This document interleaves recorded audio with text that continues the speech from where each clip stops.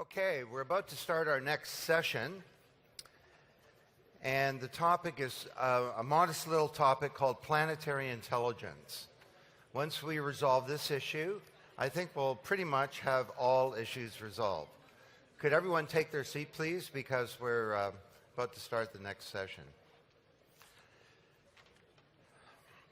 So, all around the world, we're moving to the city.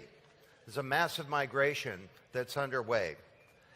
And this age of network intelligence provides us with an opportunity to make some fundamental changes to the city, to reinvent the city around a new network model.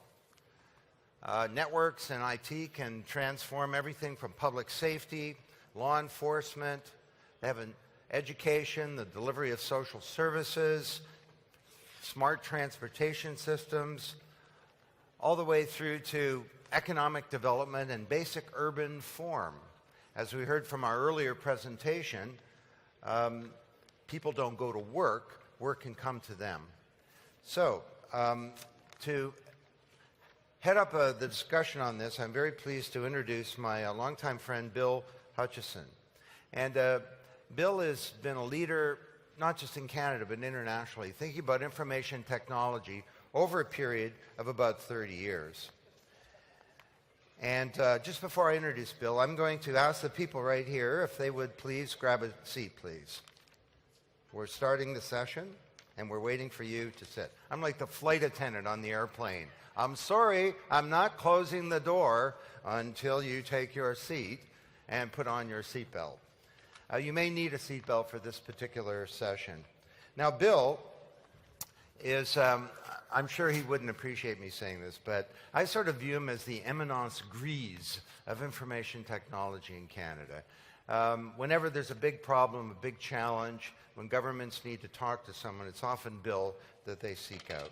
And just a couple of things. He's currently chairman of the iCanada Alliance. He's chairman of the Waterfront Toronto's Waterfront Advisory Board, and board chair of SAVI, which is a 5-year university Internet and Cloud Computing Research Program led by the University of Toronto. And he's also a member of Skolkovo, which is Russia's Smart City Expert Advisory Board. So everyone, please welcome Bill Hutchison.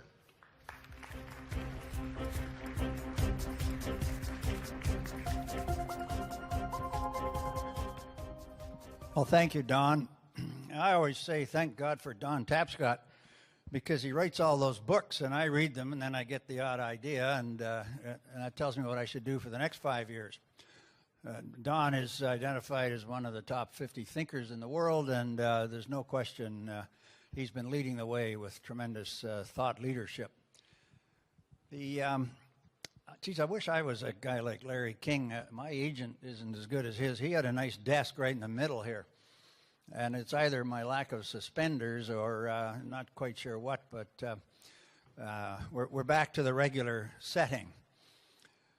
Just before I introduce our panelists, and we have a great panel today, I just want to say, for those of you that might have missed it, we had a tremendous presentation this morning by Mayor Gérald Tremblay, the mayor of Montreal. And the reason I found it so interesting is he was covering exactly what we're talking about this afternoon. And he was talking about the key things that he has been focused on for the last 25 years, since his days as Minister of Science and Industry for Quebec Province, and subsequently as Mayor of Montreal. So he was addressing the whole strategies and everything else that we'll talk about here today. The panelists, you've seen the backgrounds about them, but just let me identify who's where here. And Dr. Peter Williams is over on the end from IBM, Chief Technology Officer. It's called here IBM's Big Green Innovations Incubator. Whatever happened to blue? It's Big Green now, I guess. Is it, Peter? Carlo Ratti is next. Carlo's in the East Coast. Peter is on the West Coast, out in the East Bay in the San Francisco area. Carlo is director of MIT's Sensible City Laboratory and a real leader in thought and experimentation as to where the world is headed. And Robin Chase is a great entrepreneur, has been doing many entrepreneurial initiatives over the years, and at the moment is the founder and CEO of Buzzcar and Go Local, right here. Now, the approach we're going to use today, I'm going to try to make it very interactive. I ran into a couple of people and said, how are you enjoying the conference? And some of them liked the keynote speeches, and they said they didn't like the panels too well. And I thought, oh my God. So we're going to have to liven it up here and see so that I meet people afterwards and they say, well, we had some good panels too. So we're going to try to make this very interactive. And we have a series of questions that I'm going to be asking the panelists, and they're aware of the questions. But after each panelist answers the question and gives a little talk about it, the other panelists may throw in a couple of other remarks that they think are relevant to the topic, and then we'll move to the next panelist. And we'll do that. We'll go through that twice. We are missing one panelist. He sent his apologies, and this is Connor Lenihan, who's the Vice President for Business of Skokovo. This is a new smart city area that the Russian government created to stimulate incubation and commercialization of small companies. Connor, though, used to be the Minister of Science for Ireland and previously the Minister of Education for Ireland. So they've got an Irishman now promoting Russia. So the world is becoming a smaller place. Connor couldn't be here. So let me get to my first question. And this one is for Carlo. And it falls under the broad title of the future of cities. And the question, Carlo, is how will the smart or intelligent cities of 2 to 3 decades from now differ from urban spaces we inhabit today? Now, I noticed the Intel guy earlier on said he knows exactly what's happening in the future. But let's hear your ideas, Carlo. Sure. Sure. Well, I think cities in 1, 2, 3 decades will look pretty much like they look today and like they look like 1,000 or 2,000 years ago. In the end, in terms of living, we will still need like horizontal planes for living. We will still need facades to protect us from the inside of the building to the outside of the building. And if you look at the city as it evolved, it's funny, when you think about the cities didn't exist once upon a time. Cities didn't exist 10,000 years ago. And then they come into existence, and then, they evolve, and there's this incredible rush towards urbanization now, with over 50% of the world now living in cities, and that growing and growing. But when you look at that from the physical point of view, they look pretty much the same.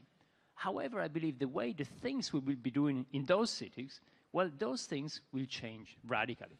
And that's really because of all this distributed IT we've been discussing, because of this planetary intelligence, as it was mentioned before, because it's something that has been happening in many other fields. I usually make an example. If you think about Formula One, it's quite big here in Montreal.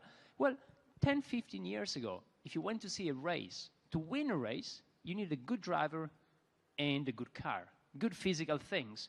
Today, if you want to win a race, you actually also need a lot of IT. You need thousands and thousands of sensors onto the car, collecting information in real time, sending that information to those computers at the pits, analyzing, processing, and making decisions in real time.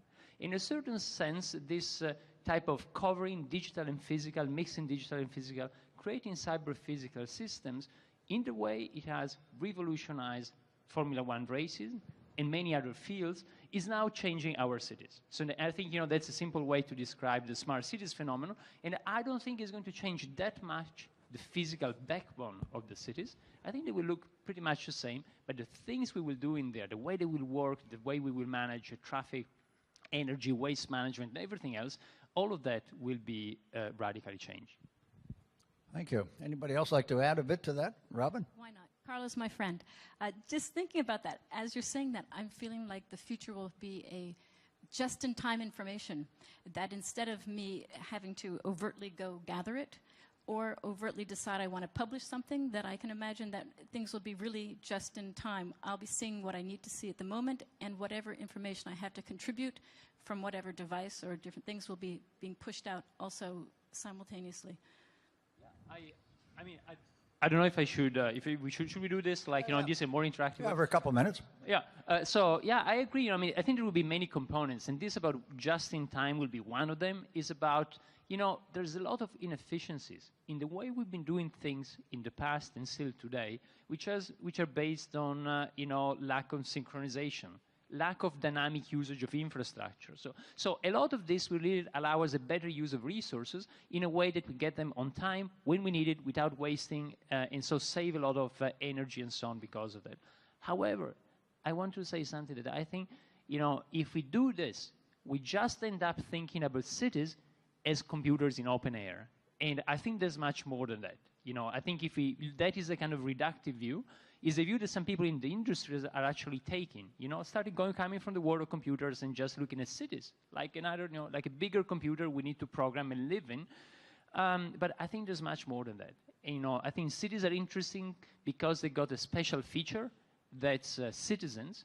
And actually, all this technology, most importantly, is what is going to allow all of us to make better decisions. And sometimes I got mayors coming to us and talking to us and discussing projects, and they say, tell me how my city as a smart city should look like. And I say, well, think about Cairo. And they say, Cairo? What are you talking about?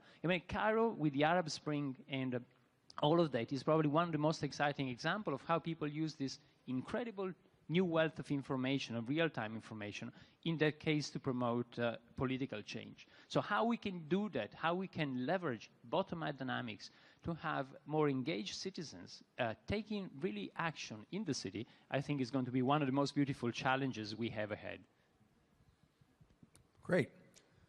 Now, Robin, it's great. We're going to have all these great future cities. What are some of the key barriers that you see to implementing these new ideas in order to get the economic and social benefits that we're all predicting from smart cities?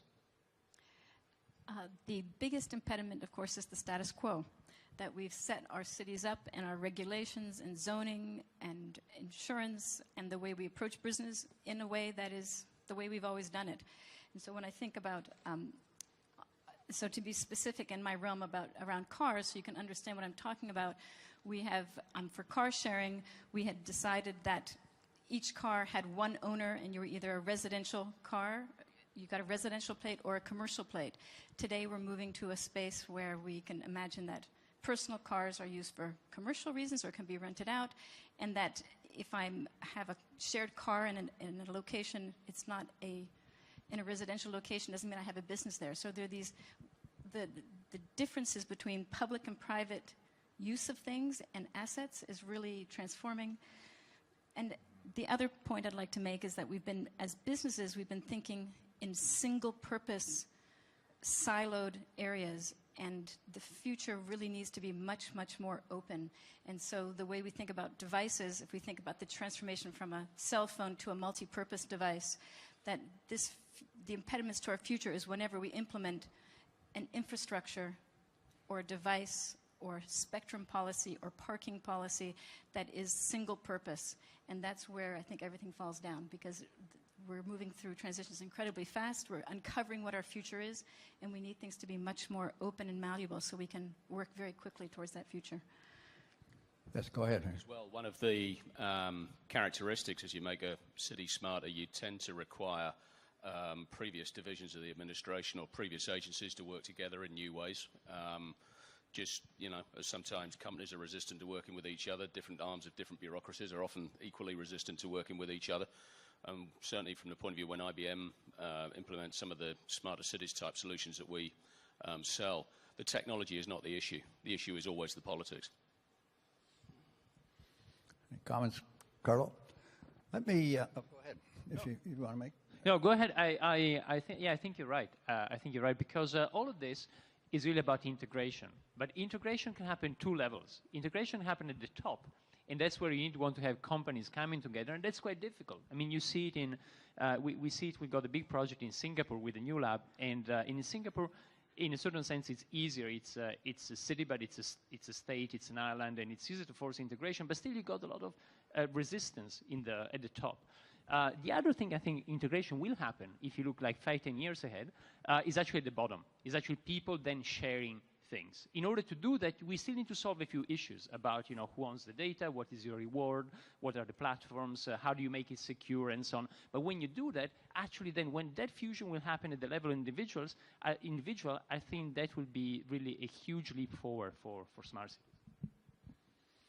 Now, I took advantage, being the moderator, but given that we're missing a person, half of me is going to be a moderator and the other half is going to answer a couple of questions. So, of course, I gave myself the easy questions. But we actually started with a good list. So another question that came up, it just worded slightly differently, but similar to the question that was just being addressed, ties into these barriers and things we have to do to achieve the vision.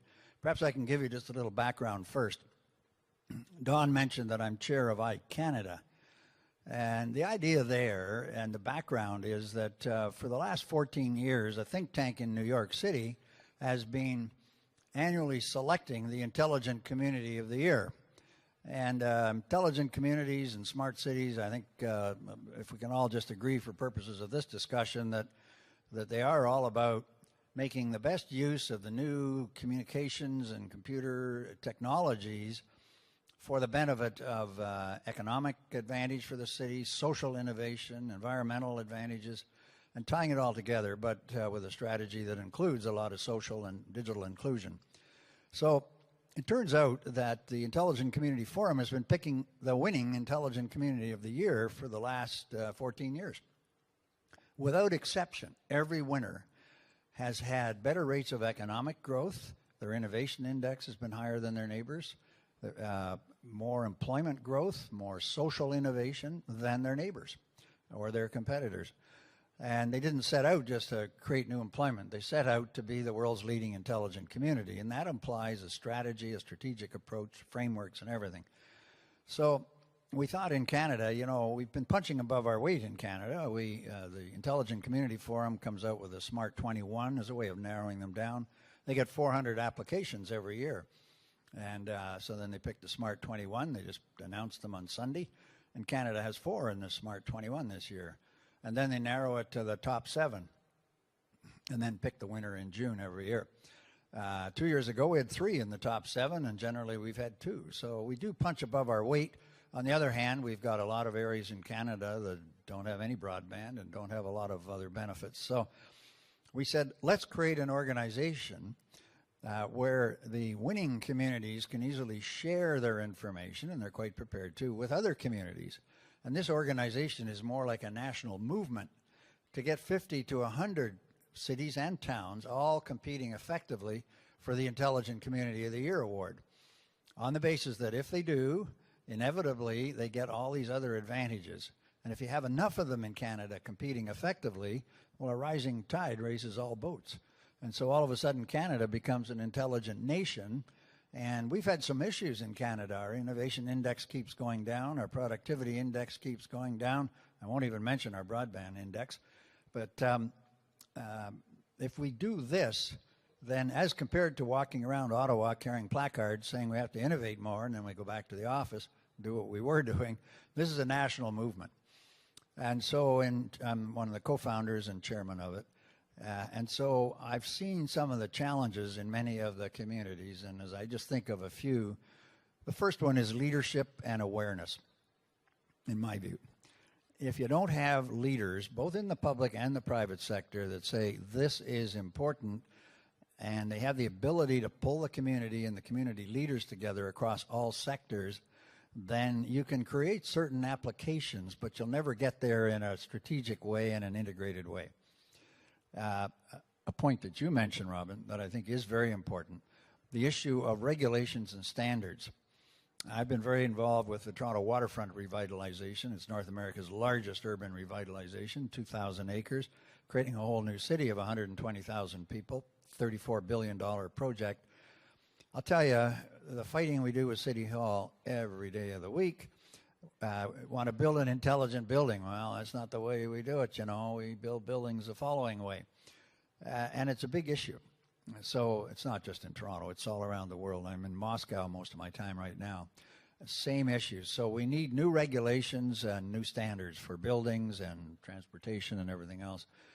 And then the community has to be able to draw together everybody, I think, and because it's about collaboration.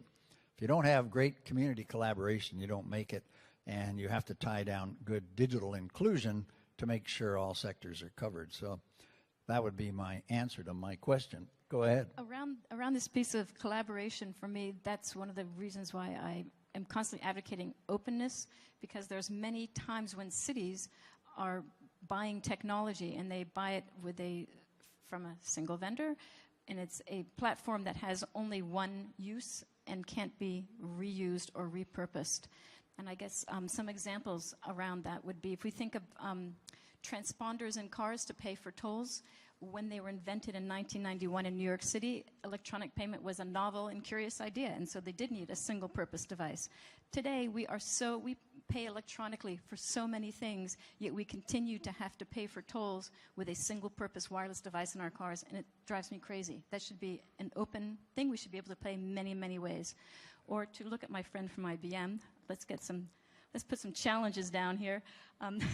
When Stockholm paid about $200 million to implement congestion pricing in its city, $200 million is a lot of money to pay for a single thing, which was you can now pay charges when you cross these lines. And for $200 million, they could have had a wireless city doing a lot more things than just that one piece. So that's the challenge for me, is how to have cities who are buying things to think as broadly as possible and to make things as multi-purposed as possible for this ability to collaborate further on it. And I know from their perspective, technology is a really hard target, and it's something it's very hard to think that you have expertise in. And so, of course, they listen to IBM, because who wouldn't give them good advice? Part of the issue, though, is you've got to try and avoid trying to sell a general theory of everything. I mean, ultimately, everything's connected to everything else, and you've got to start somewhere. And by all means, you know, the infrastructure that they've installed to make their traffic tolling system work, I dare say it could be used for other things. You see a similar counterpart of that with the whole issue of advanced metering. In most towns and cities you go to, the energy company is busy installing advanced meter infrastructures. The water company will show up in about 5 years' time, and they will install another wireless infrastructure to every house. And then shortly after that, the gas company will show up, and they'll install a third wireless infrastructure to every house. The telecoms industry, of course, loves that. But as a taxpayer, you take a different view. You really don't need 3 separate wireless infrastructures going to every house in the place. You could get by perfectly well with one. Great. Okay, well, now it's Peter's turn for a question. And we're talking now about urban sustainability in the green city. And Peter, what are the most wasteful and environmentally destructive practices in our cities today? Just being a city. I mean, you got to take somewhat of a balanced view. On the plus side of the equation, cities are, GDP per person is higher, levels of innovation per person is higher, levels of income are higher than in rural areas and so forth.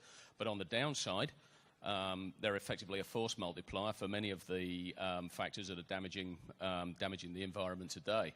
So that if you go with Lawrence Livermore's statistics and accept that over 50% of all of the energy generated in the United States, and by extension any other developed country, is wasted as low-grade waste heat, and you realize that actually the majority of that 50%, in other words, somewhere around about 25-30% of the total, is actually from car engines, you realize that cities have a big role to play in addressing that issue. If you go with the Stockholm Water Institute's number that 30% of all the food grown, in terms of measurement by calories, is actually wasted, and you realize that some of that is down to poor supply chain practices, and some of that is down to consumer buying preferences. In other words, in Western societies, people routinely buy more than they can actually eat, so it sits in the back of the refrigerator and goes moldy. Again, you have to say that cities have, a considerable role to play in that as well. So cities are a force multiplier. They're a force multiplier for good. They're a force multiplier for bad. The good news, I guess, is that if you reflect that 25% of the world's GDP is accounted for by the top 100 cities, that's 100 points of tremendous leverage, of disproportionate leverage over the future of the planet, if you will. There's 100 places you can go to affect 25% of the world's economy. That, I would take it as good news. It actually means that the problem is rather easier to address than we might have thought. I guess an adjunct to that is, as I understand it, 50% of the world's carbon footprint is created by cities as well. So it gives a focus area anyway. Whenever we quote those statistics about CO2 in cities, I want to remind us that people who live in cities, their annual CO2 output is dramatically less than people who live in rural areas. So while cities are certainly the targets for efficiency, and you've enumerated a number, and in transportation there's a whole bunch to do as well, we want people to live in cities because they consume, I think, it's half of what people who live in rural areas in the same country require. That's exactly right, yeah. Carlo, so urban sensing, sensing in urban environments, what is that all about? Who are the companies, municipalities, and others that are playing, and who are some of the leaders? Yeah, well, if we go back to what we were saying before about, let's take again the Formula One analogy. And all those data is collected from the car, sent to those computers, analyzed, processed, and decisions are made in real time. Now, if you apply that to the city, then a crucial thing is sensing, is actually collecting all this information. And the sheer amount of information is incredible. As we all know, take all the information produced by humanity, 0 to 2003, and that's what we produced between yesterday and today, probably just over the past 24 hours. So where does this come from? And what type of this information can actually help us in cities? And we usually, in the lab, our lab is called Sensible. Actually, we like Sensible more than Smart City. Sensible, we think it has a slightly more human face to this Smart City discussion. But we usually separate different type of sensing. You got some sensing you could call, some people call it parasitic or viral. We can really use a lot of those networks that we deployed over cities over the past 5, 10, 20, 30 years ago. Think about cell phone network just started 30 years ago.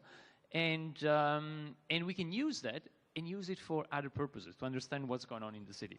So for instance, you can use this incredible wealth of data from cell phone networks to see how the city moves, almost pulsates, like a real-time living organism. And you got a lot of this type of data that's virally collected from the city. Then, of course, you can sense other things with ad hoc sensors, and that's radically changing all paradigms. Let me make an example. Now, air pollution. Well, air pollution in most cities, still today, in most cities used to be measured with the fixed measurement stations. Still today in Montreal, you got a few of them, and in most cities, and in some places you go and see what's going on. Now, the issue with that is that it tells you very little about your personal exposure. And the issue with that is also that it can happen like it happened in Madrid with the previous mayor, who kept on saying that air quality was getting better and better, till when people found out that he simply was taking the measurement stations and moving them more and more inside parks. Now, what you can do today is actually measure your personal exposure in terms of air pollution. So what we see more and more is little devices you can carry on, like on your wrist.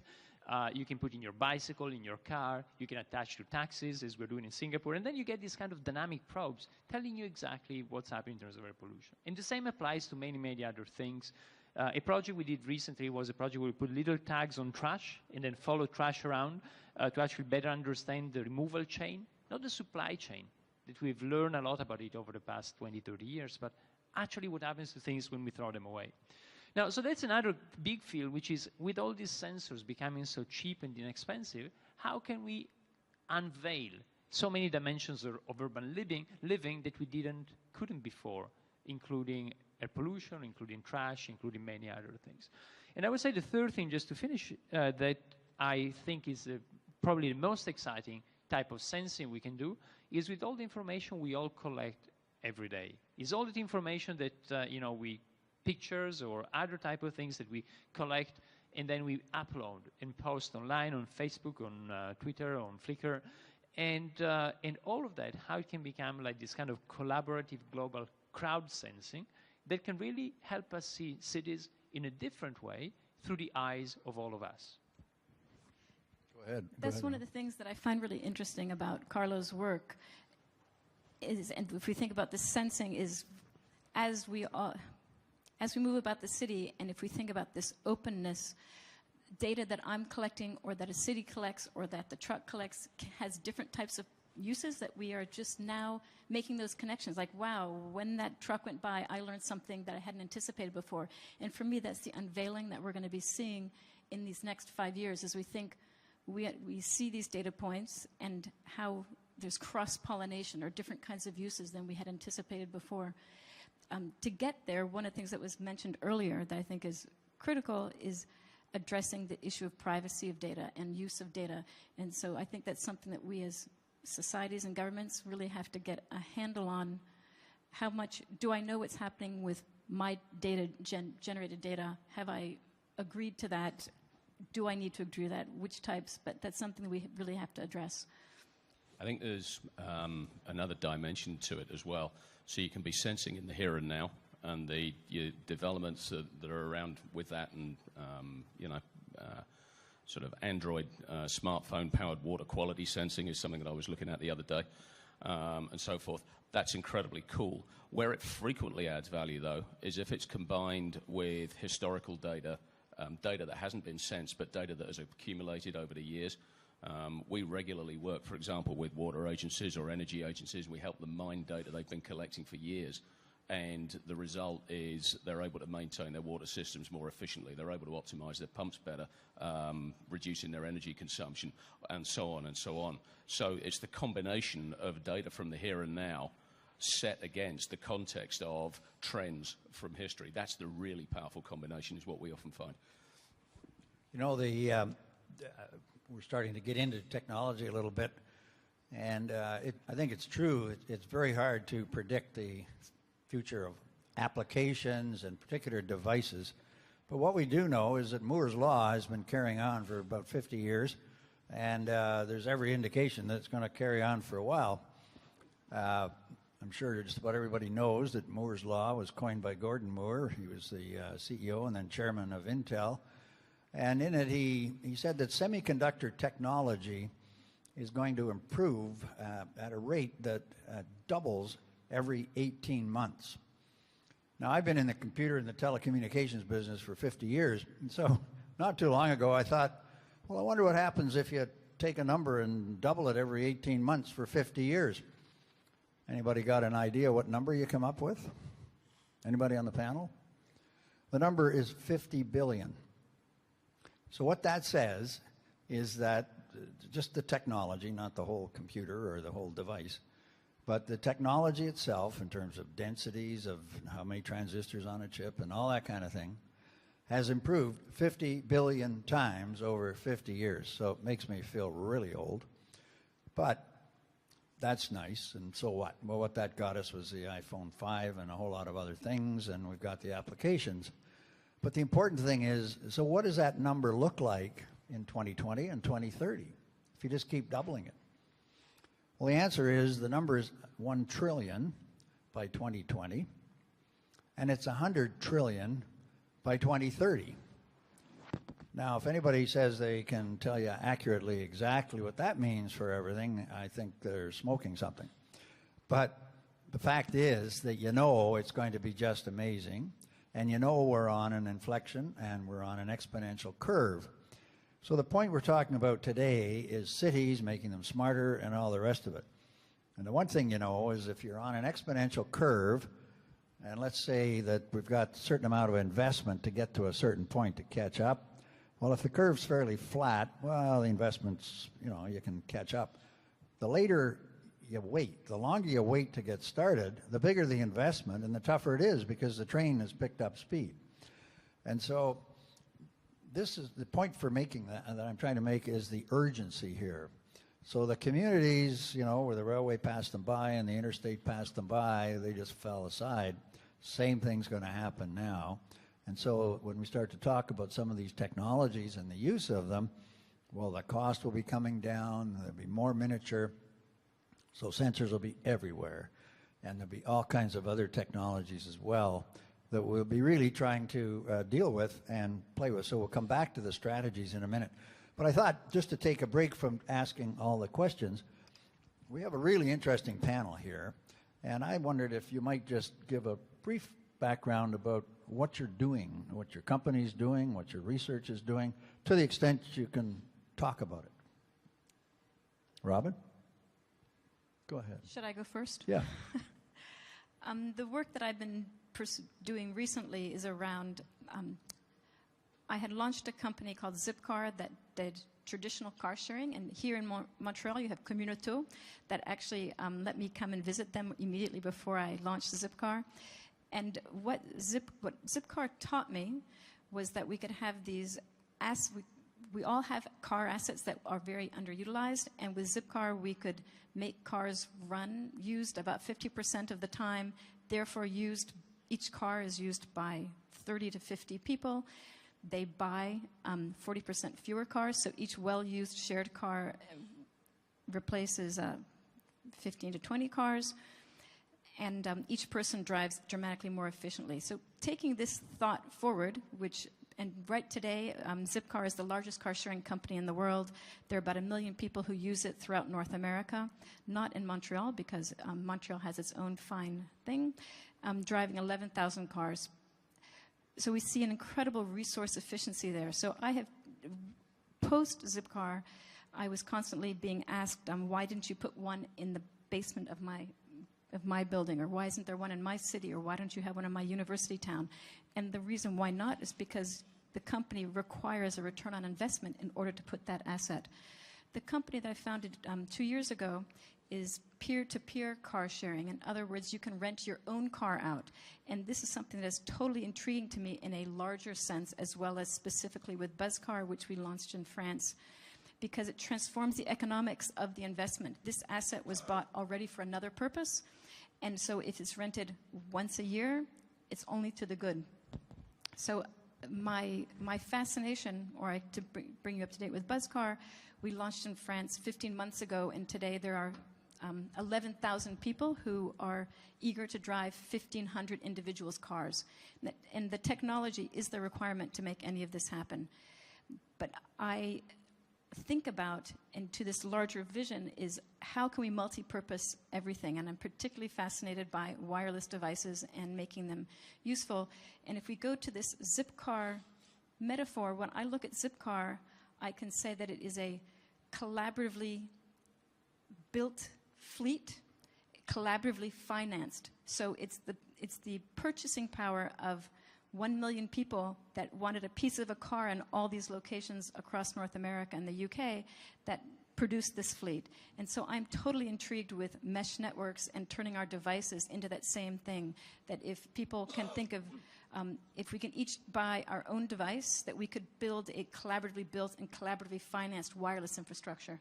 So my mind these days is all around excess capacity, how we can repurpose and change the economics of those investments, and particularly in cities, and to a later question, I'll be talking about how that really transforms how we use physical resources in cities. Great. Carlo? Yeah, and before, I just wanted to add, I think Robin's example are these kind of beautiful examples of how digital technology can allow us to use resources in a better way over space and time, and really optimize resources because of that. When in all of this would not have been possible with some of the new interfaces. So without the smartphone, it's very difficult to book a car. But now, you got Zipcar, it's very easy to unlock it just from your phone. So it's, when we think about a smartphone, at the beginning, we just think about simple applications, but if you think one step further, then you get beautiful new applications like what we just heard, or things like what's happening now with Uber, about how you can use it for booking a taxi in a different way, or doing many things in the physical space. And in this space, the space that some people call smart cities, we started calling it sensible cities like 8 years ago. We started towards the beginning, as I said, around 8 years ago at MIT, and we explore it in different ways from the research point of view. We got a team at MIT and a team in Singapore, coming from many different disciplines. Also, we look at the architectural consequences of that, and we think they're very exciting. How then this mixes with the physical things. So it's like bits and bricks coming together. In cities of yesterday, they were made of concrete and steel and glass and so on, but marrying concrete and silicon, we think is one of the most fascinating things we can do today. So we got a number of teams. design office looking at that component, and then we got a few startups actually coming out of this and getting venture capital and becoming projects done by people in the team, or sometimes by others, and so on. So that's what we do. Great. Peter. So I've spent the last few years kind of on the inside of everything that IBM's been doing around a smarter planet, smarter cities, and all of that stuff. You can't pass through an airport without tripping over our adverts. That is now kind of evolving and developing, and we're starting to look at other areas that we can add to it. Where does the paradigm, that thought, that sort of habit of mind, where else does it apply? One very big area that we're working on is the whole issue of resilience, the ability to mitigate natural disasters and to deal more effectively with them when they happen, as they surely will. And the way we're approaching that, if you think of the city, we call it a system of systems. There's lots of different interlocking parts, lots of interlocking different aspects, whether you're talking about social systems around beliefs and attitudes and willingness to share, whether you're talking about physical systems around infrastructure and roads and telecommunications and such, and whether you're talking about ecosystem services or other aspects of the ecosystem as well. And there's numerous kind of interactions between those that determine the health and the viability of the city at any point in time. What we're looking at is how you track the interactions between those different systems. For example, if you are, as I know for a fact that New York and no doubt many other cities are doing at the moment, trying to assess the impact of rising sea levels on the risk of flooding. So you have a flood scenario, let's say, and this flood scenario says that such and such a power station is at risk if this flood scenario ever actually happens, and you calculate the probability of that. Well, if you lose that power station, you also lose, let's say, a water treatment plant. And if you lose that water treatment plant, how many people then go without water? Who do you have to issue the boil notices to? Or again, if you lose the energy supply and you lose the water treatment plant, you lose this hospital, and this hospital has 2/5 of the region's dialysis capability. How do you deal with that? How do you plan for that? Or again, go back up the chain again. You lose the energy supply. You lose all of the traffic signals and the street lamps, which means that there's going to be gridlock, so you can't evacuate people. It means that all other things being equal, crime is probably going to go up as well. How do you deal with that? So we're putting in a lot of work in terms of how we help cities think through what those implications are so that they can devise strategies that make them more resilient to natural disasters and help them triage their response right after the event, and also triage their response in the longer term in terms of figuring out what investments they need to make right now that will have the biggest impact, as opposed to the investments they could maybe leave for a couple of years and make at some other time.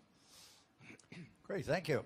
My role is I take on executive roles helping communities to become smart cities, intelligent communities, and I'm a member of the international jury that also selects them, so sometimes I have to recuse myself to put in the nomination for wherever I'm working. And just, you may be very interested, there's a lot going on in Russia now, and you read all kinds of stuff about Russia, but I'll tell you, there's a lot of initiatives involving innovation and trying to create new innovation districts, smart cities, and all the rest of it. And I'll come back to the another question on frameworks and that kind of thing, but I've been doing this. I lived in Singapore. I was involved in Hong Kong Cyberport, Malaysia's multimedia super corridor, and the waterfront Toronto, of course. But so tying it all together is what becomes very important. And let me come back to the next question, Robin, for you, which is in relation to transportation. And you made a point that, why did Stockholm spend all that money on that system? They could have maybe done some wireless for a couple of $100 million as well. And so the way we framed this question was, how can digital technologies really help modern transportation systems? You referred briefly to a couple, but maybe you can expand on that a bit. If I think about the cities of the future and actually of today, how do we choose to move about the city? We make our choices based on cost and convenience. And so these cost and convenience trade-offs today, most of us are choosing our car because it's we don't think about the cost, which is about $6,000 or $7,000 a year on average per car per person, and it's clearly the most convenient because we let them go point to point. As we have increasing urbanization, and as we're seeing in more and more cities, that cost and convenience trade-off in a city starts to get very, very tight. That in fact, to park that car costs me a lot of money. To move along streets because of congestion pricing or road tolls, as you have in Toronto, it's really very expensive. So my choices, if I live and work in a city, are really very different. And this is where technology comes into play, is that we're moving towards a multimodal life. And when we think about making those choices today, we find it complicated and difficult to make the connection that when I'm walking downstairs, what are we, Tuesday morning? Are we Tuesday? When I decide, so. when I come outside my house for each individual trip, to be able to decide which is the best mode choice, that's where technology really comes in handy. Should I be getting in my car, or is there a big pileup? What will the cost of parking be? Because it's raining, can I flag a cab or can I not flag a cab? That each one of these individual choices is transformed by my ability to have access to real-time information, as you know. And so technology makes my ability to discover and to pay for those different things very, very seamless and easy and flexible. The other place where it really is impacting what's happening around transportation is how we think and use our cars. And this is actually probably what's on most of your mind today, because you're still car-centric, which is, where can I find my parking spot?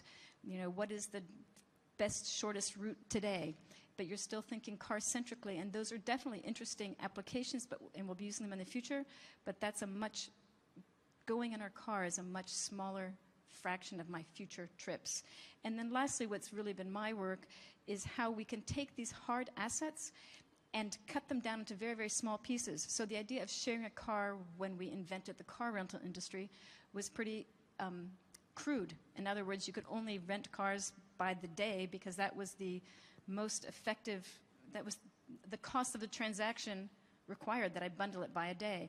And what we showed with Zipcar is that, in fact, we can rent it to you by the hour, and I'm happy to have 8 one-hour rentals or 1 24-hour rental. It's totally irrelevant to me as the car company. And now with BuzzCar, I don't even have to have a single enterprise owning those cars, but I can divide it out. So this ability of, I guess a point that we haven't brought out today that I want to bring into this picture is that there is a new body of actors, and those are individuals. That when I'm in a lot of policy discussions, we talk about what the private sector can do and what the public sector can do. Today, technology is enabling individuals to be incredible participants in this realm. So back to transportation as an example, we all know about ride sharing. None of us do any ride sharing. In Canada and in France, they now have very, very large and successful ride sharing companies. So the largest one in the world is called carpooling.com.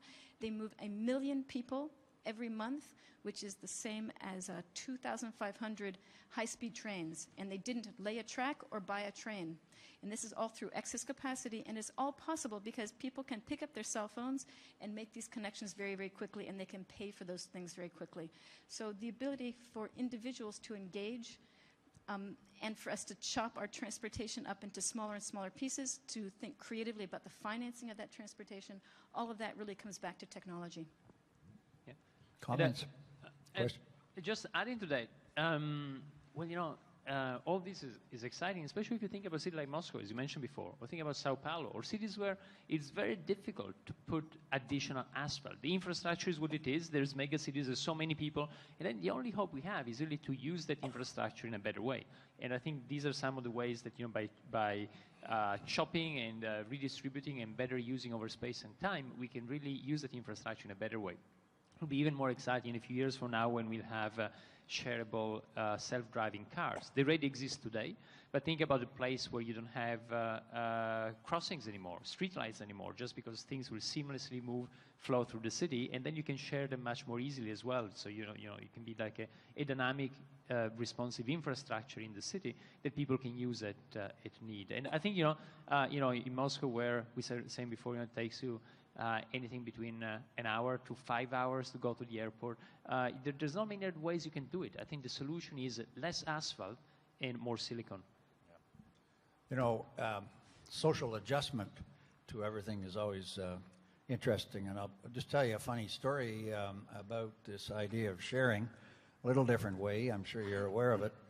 I was living in the East Bay in the San Francisco area, in the town of Lafayette, which is just not outside Oakland, a little more inland.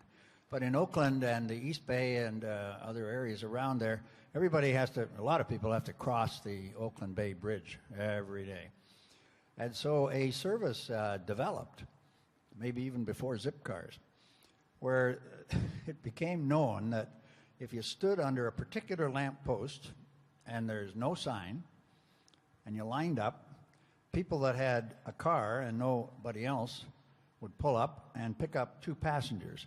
Because in order to cross the Oakland Bay Bridge, you either get in a big long line if you're by yourself, but if you have 3 people in the car, you can take the express lane.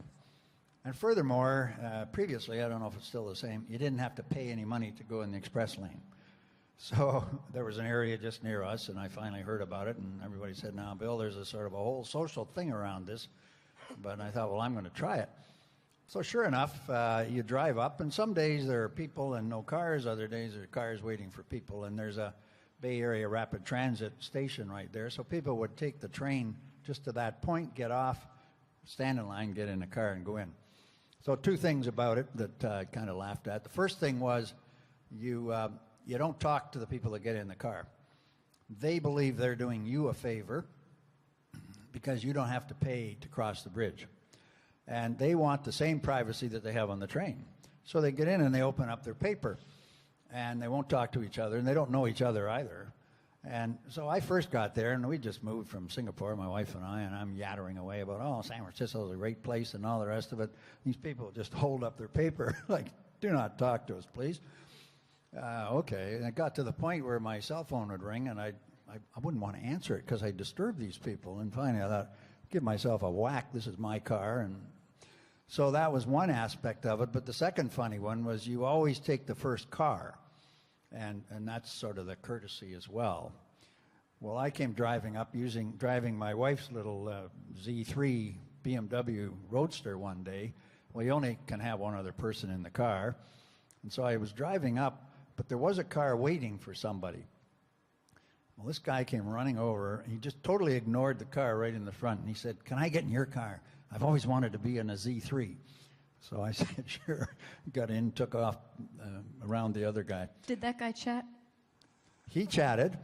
And then one time, this is the final part of the story, some woman got in her 50s and started to chat to me in the front seat. And there's a guy in the back seat. She didn't know him, and he was quite annoyed.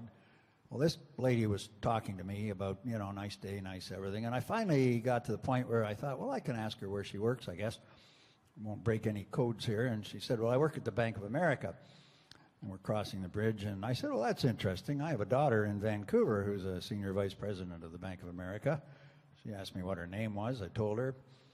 I didn't say anything else. She got out of the car. And about 2 hours later, my daughter called from Vancouver. I said, hi, Susie, how are you? Dad, what are you doing? Trying to pick up women on the Bay Bridge. I said, I was not. And what do you mean? Well, she'd found out that she had a close friend that was a friend of my daughter's. And so they set this up and then started to accuse me of trying to pick up people on the Bay Bridge. And, of course, my daughter tells my wife. And so there's all kinds of little social stories, but it still worked and saved you a lot of money. But I'm sure even on zip cars you get some funny stories. We haven't talked about the social side of what this technology enables, and I think that's one of the nice pieces is that driving in these social situations actually, there's a lot of social attributes. You get to meet new people. You get job offers. You didn't get picked up, but you might have been paid. No, I might have. That daughter of mine hadn't been in the way.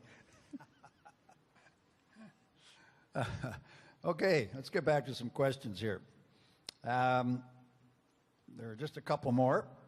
And Peter, this is back to the urban sustainability and green city area. And the question is, what are 2 or 3 of the key opportunities that you see for the most immediate positive impact on our communities in the sustainability, environmental sustainability area? So just by way of setting the context for that, a little while ago, IBM did an exercise, and we asked, I think it was about 550 economists to estimate the accumulated inefficiencies in the world economy. And there must be some joke about asking 550 economists and getting 551 answers, I guess. But anyway, the average consensus view of these 550 economists was that the accumulated inefficiencies that could realistically be gone after equated to about $4 trillion a year. That's your ROI on being smarter. Within that, and as it applies to cities, as I mentioned, over half of all of the energy consumed in the United States and by extension other developed countries is lost as low-grade waste heat. A big chunk of that comes from traffic, ergo fixing traffic, reducing engine idling, increasing the efficiency with which the car fleet is being used, exactly to what Robin has been about, has to be a very substantial contribution to that. Going then looking at the food supply chain, and there's no coincidence here, we tend to refer to something that we call the energy, water, food nexus, and that's kind of how we think about it, as indeed do, excuse me, a lot of other companies increasingly as well. You think about that, the statistic I mentioned earlier about the food supply chain. The solutions to that, aside from getting people to buy quantities more in line with what they're actually going to eat, the solutions to that are absolutely not rocket science. They're things like barcodes and refrigeration and effective supply chain management of a kind that's actually been around for well over 20 years. I mean, talk about a low-hanging fruit. That is one right there.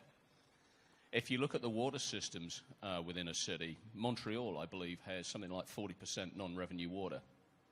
That is to say 40% of the water that it pumps and supplies and treats and puts energy into is not actually paid for, either because it leaks or because such meters as Montreal has have drifted and therefore they're inaccurate, or a variety of other technical reasons. Fixing that as an issue, again, will start to make a disproportionate impact, given that while water resources are not scarce in Canada, the risk of contamination of water is something that I know is uppermost in people's minds. The amount of energy used to move that water around is a big number. Between 3 and 5% of most developed countries' electricity output is used to pump water. So I guess the kind of the watchword behind all of it really comes down to, let's stop doing the stupid stuff. Before we really start thinking about advanced technologies and things like GMOs for food and a number of the other more futuristic aspects that we could get to, can we please fix what we've got?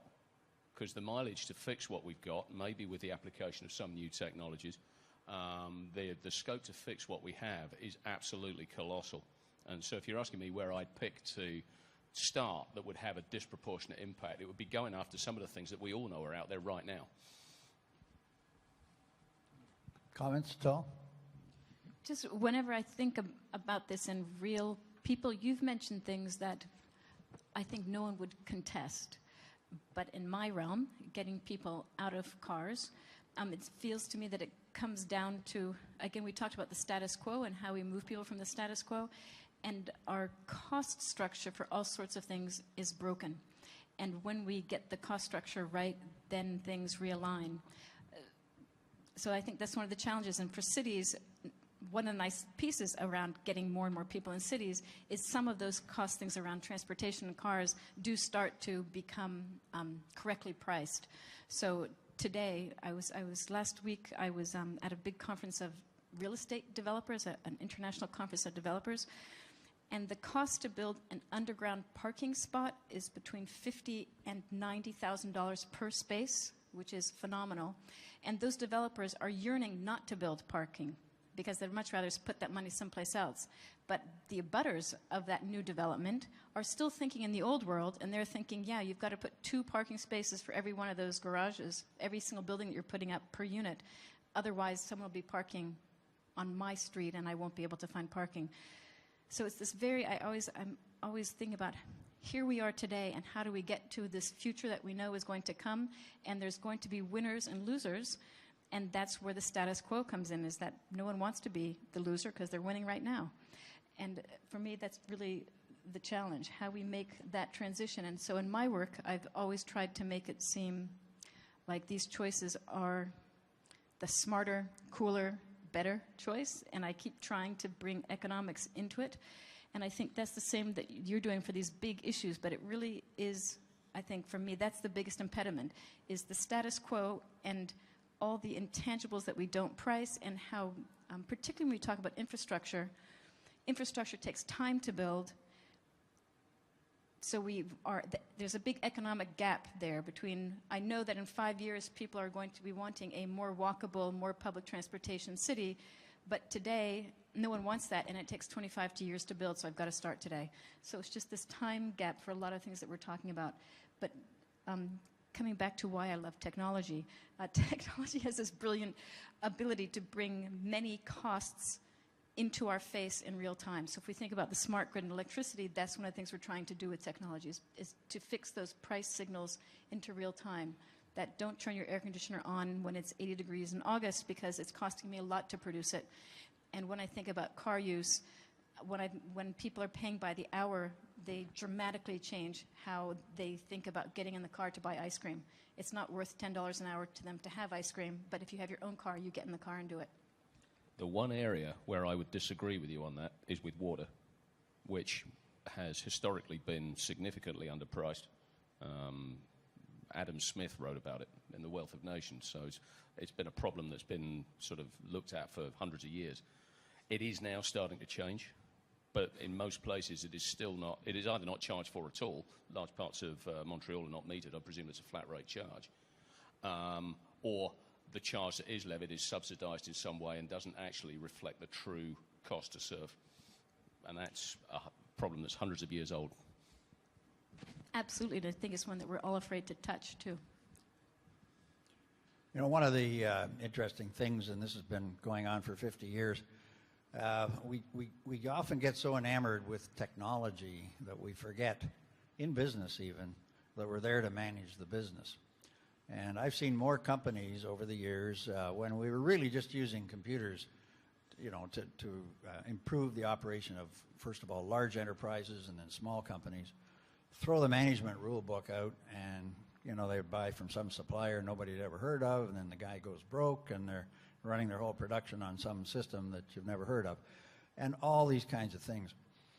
The same applies to cities. I've been a CIO, so I can say this, but a lot of cities fall into what I call the CIO trap. The mayor decides that, oh, we want to be a smart city. So they call in the CIO, say, okay, let's go. And what does the CIO do? Well, boy, we better get some broadband in here. And then he's got a whole plan, and then he tries to sell city council, and the council is like, I don't know what I want to download a movie faster for, and it's the wrong way to go. And I say to people, you know, if you wanted to create a new strategy for your city, you wouldn't call the roads manager in first. You would create a leadership council of everybody across the city, the leaders in healthcare, education, all of the applications, the operation of government, and perhaps technology as well. And so the last question I'm going to answer is mine, is what are the 2 or 3 key priority things you have to do to sort of become a smarter, intelligent community? And the first one is, don't throw out the rule book. Remember, we're still running a city or a town or a community, and it's all about people. And it's about creating a more prosperous life for ourselves, a better society, a friendly society, lower cost health care, better collaboration in education. And so the first priority is leadership. Communities that have not got the leadership right from the top, they never make it. Those that have, the next thing they do is they develop a strategy. They create an advisory council. I always call it the I-Community Advisory Council. It's not the Economic Development Department because they don't address the social side as much. It's not necessarily City Council. This is another advisory group that's going to cover all these areas. Singapore wrote the book on it. You can just look at their plan for IN 2015, Intelligent Nation 2015. Steering committee, and then people to write the detailed plans. There are lots of strategy frameworks and models for creating smart cities now. We've been doing it for 20 years. So get those, get them involved, use those things, and get the whole community going, and then you'll be successful. Ultimately, you've got to make sure that you do have a good broadband infrastructure. No great cities in the world today run on gravel roads. Unfortunately, a lot of our cities in the world, and I hate to say this, but unfortunately in North America in particular, we've got gravel roads in a lot of cities, in a lot of towns. So there's a big job to be done. We've created an awkward situation because of regulatory environments and that sort of thing, and we have to solve that. There's still a lot that can be done, but if you really want to get into the top tier, you have to have that as well. And finally, compete. Get into these competitions. Eindhoven, gosh, they were one of the top 7 for 5 different years, and then they finally won the award. And the thing the mayor said when he got the award, he said, you know, we didn't lose by just being one of the top 7. We viewed this as a whole culture and process that we got into our entire community that isn't going to stop now that we won it as well, because we're on this curve. So now we're just continuing to grow. So join the international competitions. Learn, see how you're competing and what you're doing. But above all, we have to remember it's about the people. And it's about social innovation. It's about digital diversity, as well as economic development and economic things, and environmental issues, usually driven by effective innovation. So that sort of summarizes those points, unless somebody wants to add something on that one. And then I think we're going to, I think Don has been collecting some tweets where people perhaps have been firing a few questions in, and we've got a few minutes that we can answer those too. Does anybody want to put any other points on what I just said, or shall we see if Don has some tweets for us? Okay. Where's Don? He's coming. We're probably so efficient he didn't realize we were there. If you didn't hear the mayor's speech this morning, he was just summarizing things, and then Wim Elfrink's speech as well was, I thought, tremendous from Cisco. And they both were just, you know, how to enable the creation of a new industry and this whole smart city thing. And they talked about the first issue being visionary leadership. Obviously, we've got to create global open standards, smart regulation. We've covered that today as well. We didn't talk today a lot about public-private partnerships. I guess in a sense, Zipcars and the other techniques you're using are starting to be public and private partnerships.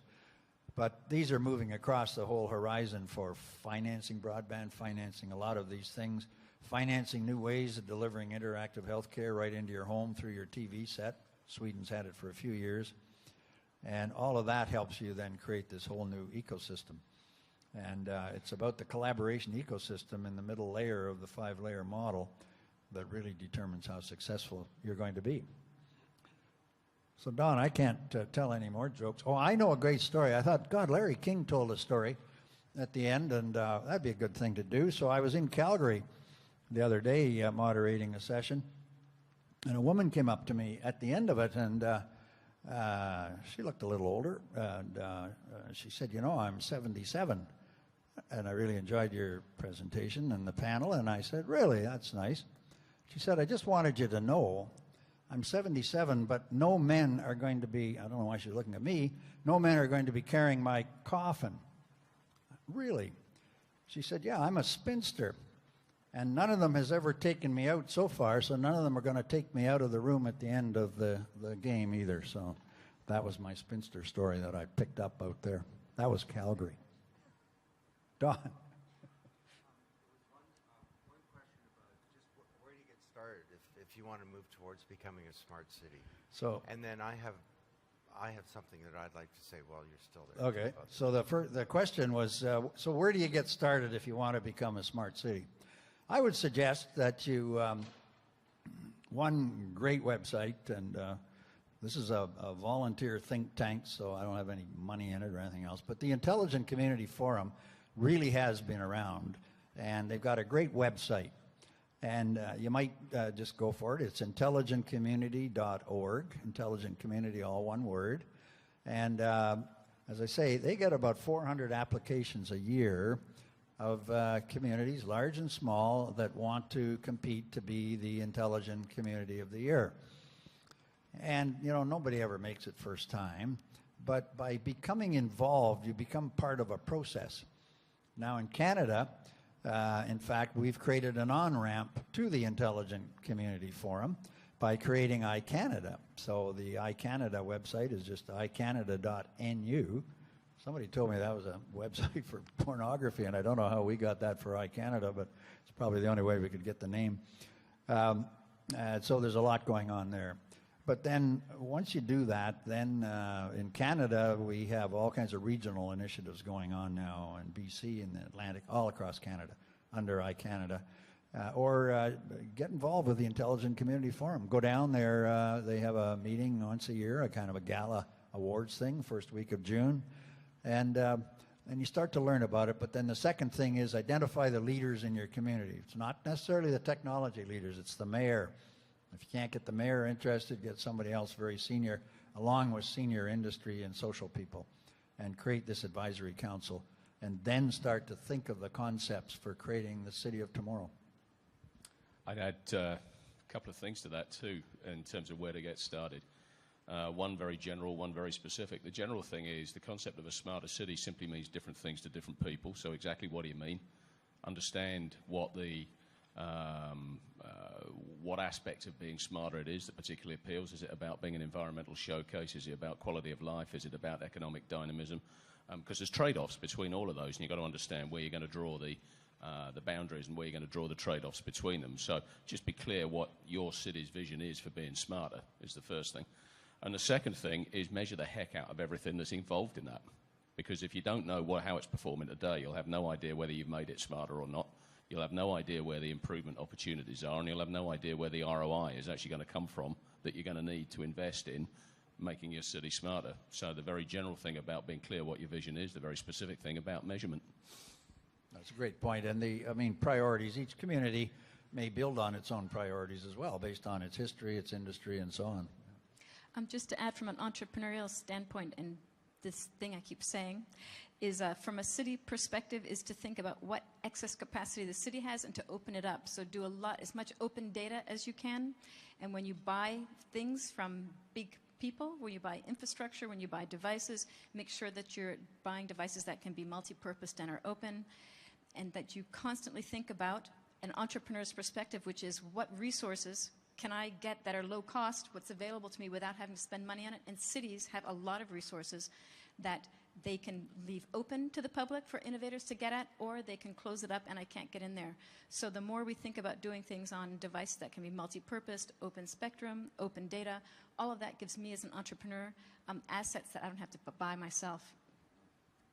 Yeah, great. I'll add, just start with citizens, which is what also was here, but start with citizens, because that's really both in terms of explaining what a smart city is and empowering citizens to take action. I think is going to be the crucial thing.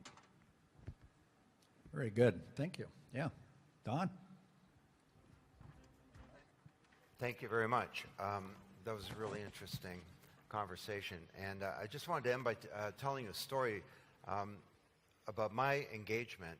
I have this thing called an Open Cities program, and it's all about engaging the population of the city in its own reinvention. And there are all kinds of techniques to do this now. We've got digital brainstorms and challenges and electronic town halls and a number of different techniques. And the situation was Bogota in Colombia. And this is about over a year ago now. The city government was collapsing. The mayor's brother was in jail. The mayor was about to be indicted. And the main contractor building the transportation system had ripped up the city and ran out of money and then disappeared. So there was a huge vacuum, and the Chamber of Commerce decided to step in and fill the vacuum. And I got involved with them. What we decided, we were going to engage the city in trying to think about how it could move to a new open city and embrace the digital revolution and these new principles that you've been talking about. And they conducted something called the Heart of Bogota. They got a couple of thousand proposals that came in, And these were all screened. And then during the election for the mayor, the candidates were confronted with their proposals. And some of them had real teeth, like would you or would you not adopt the International Development Bank software for open procurement for all government tendering? Yes or no, candidate. And they're on television and everything, so they all said yes. And so now the Chamber of Commerce is trying to hold their feet to the fire on behalf of the citizens to make sure that these things get done. So it just says to me, a key insight for me in moving to this new model of the city is that it shouldn't be done in a top-down kind of way. It needs to be done in the way that you're alluding to, that you need to really engage the population, change the relationship of forces, bring all kinds of new ideas to the fore, and build collective power. So thank you so much. Could we have a big round of applause for this panel? And just before you go, some housekeeping. So we're going to take a 15-minute break, and you'll be pleased to know they're going to clear the tables in front of you. And then, but it will only be 15 minutes. We come back, we have a fabulous panel on collaborative healthcare, a final short keynote. Then I'm going to sum up with some of my unauthorized editorial opinions on what has occurred today. And then just before 6 o'clock, there'll be cocktails served outside the room here. At 7 o'clock, we'll all come back into this room for the dinner and the award ceremony. Okay? 15 minutes now, 6 o'clock cocktails outside, 7 o'clock dinner. Thank you.